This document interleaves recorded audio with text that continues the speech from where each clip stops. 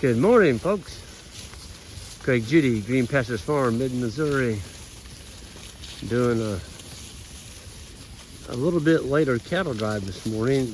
Normally we'd have been here 2 hours ago, but we had some setup to do in front of them. And so the cows are anxious to get onto their new paddock this morning.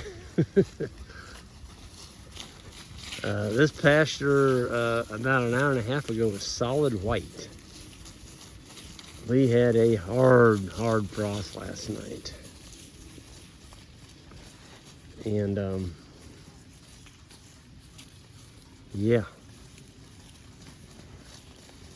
I think that pretty much did in our growing for this year, unless we get what we call Indian summer, where we get a 2-week extended warm spell going into November, December time period. We might grow some more, but we're not complaining. I mean, we've got more grass this fall than we had last fall.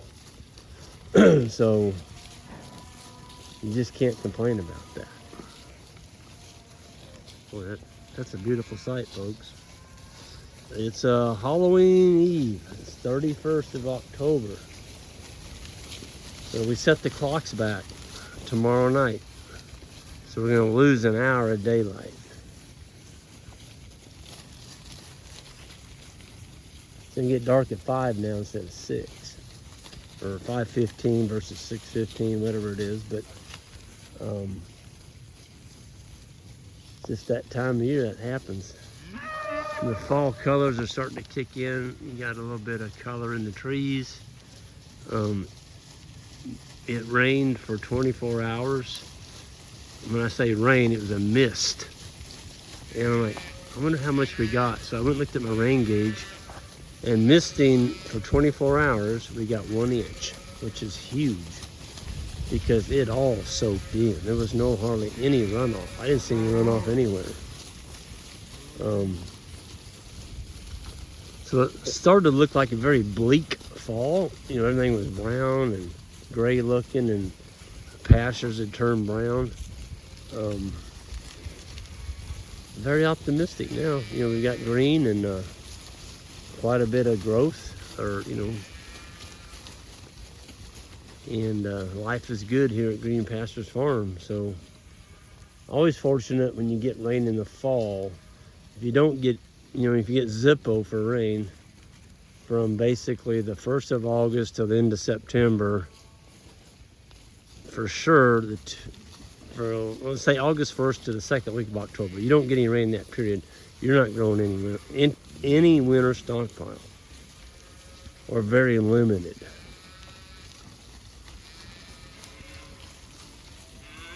Well, I tell you what, folks, there are some heifer calves in here. Look at that one.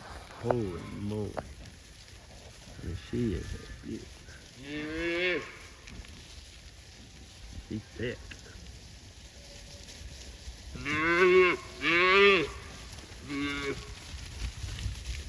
Speaking of thick, pretty nice bull calf there. I think we had about as good a calf crop far as, they've just filled out, they've done well. We haven't had any sickness to speak of. I think we had 2 calves, those were fall calvers that had milk. They got milk scours on us because the cow was milking too much. The calf got too much milk. And we gave each one of those calves a bolus, which is it's a pill about half the size of my thumb. You stick it down their throat, and with it's a tube, and I only did it once on each one of them, and they cleaned up. They weren't runny anymore, so pretty lucky on that.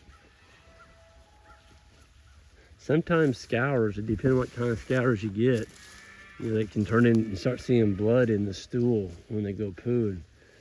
Now it's worked into coccidiosis, and that's a bad one. That'll kill a newborn calf. We didn't have any fly strike this year at all. I haven't had fly strike for years, but some people did get hit with fly strike. And fly strike is where the mother doesn't lick off the afterbirth real well, and the flies come in September. It's that time frame, and they lay eggs on that fresh afterbirth juice. Look at that calf. He's got a green leaf sticking out of his mouth. And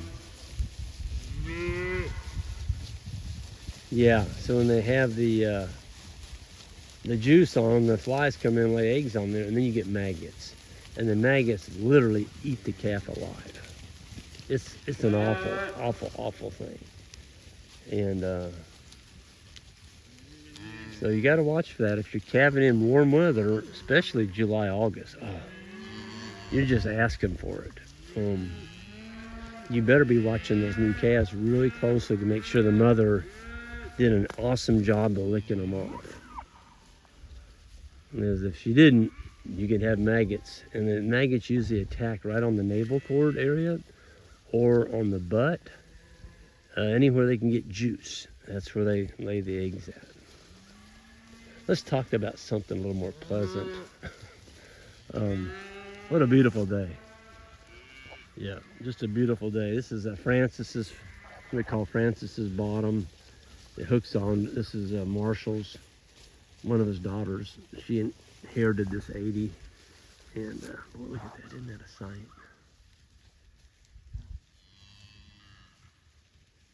They are going to town. So we're leaving about 70% on each one of our paddock moves, because we're going to be back here in about 60 to 70 days, which will put us into January. And we've got some bales stored back up there on the hill. So we'll graze some of this. We'll give them a couple bales. We'll graze some of this. We'll give them a couple bales. And by doing that, it extends our grazing season all through the winter, so we don't run out of grass. I never want to run out of grass. And so if I can unroll some purchased hay out here to extend it with our present stocking rate, I could probably sell off another 40, 50 head, and I wouldn't have to feed quite so much hay. But we can buy hay for $30 to $40 a bale, and you're selling these cattle for, my gosh, it's crazy what the prices are. I'm not going to talk about it because I don't want people get upset and other people do well. And I've learned it's best not to say anything.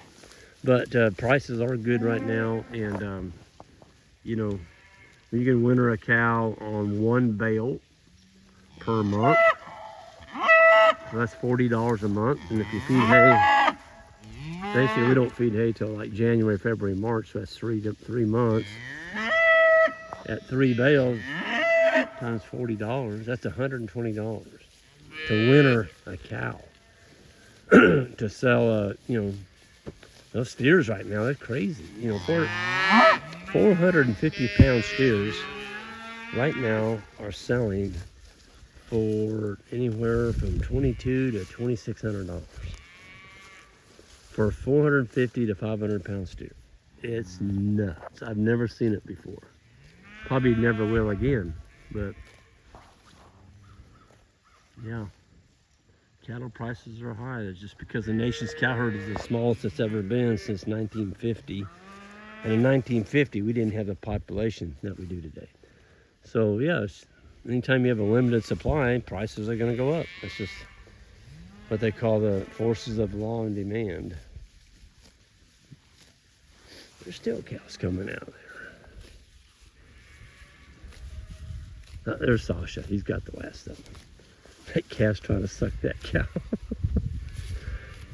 The calf's like, it's breakfast time, and Sasha made him come on through the... Did you get them all, Sasha? Yeah, got them. I checked down in those draws. There was quite a few. We found a dead buck in the woods there a while ago. The buzzards were on it, and we salvaged the rack on it. We don't know what happened. I think somebody shot it, but anyway, we got the rack before the squirrels did. We're gonna get out of here, folks. We got some more cleanup to do, but it's a beautiful day at Green Pasture Farm. Is this a nice office? It sure is. About the best office you could have out here. Beautiful fall morning. Nice heavy frost this morning and sun coming up over the trees. Sure is pretty. And you don't have somebody telling you what to do. That's exactly right. Just the cows. Sasha, you've built houses for quite a few years, and I know you enjoy it and you're good at it, but you've always got that demand coming from somebody wanting you to do something and get it done now. That's it. That's exactly right. It's a little different working with the livestock than it is building houses. A lot less people breathing down your neck about something. Yeah, the deadlines and all that. Exactly right. Nothing's in quite as big of a hurry here. You didn't put on the siding that I wanted, or the landscape is not the way we wanted Exactly. Oh, when's that going to be in? Well, I'm not sure yet. We're waiting on a subcontractor. You never hear the end of it. So the cows, the only time they complain to us is if we don't move them. Well, that's exactly right. Yeah, or like this little guy, he's can't find looking for his mom. Right back there, but yeah. Like, I gotta go figure it out. Yeah, he'll get some breakfast here in a bit. Well, thank you, Sasha. And Yes, guys, we'll see y'all next time. Hit that subscribe button way out, and y'all have a great weekend.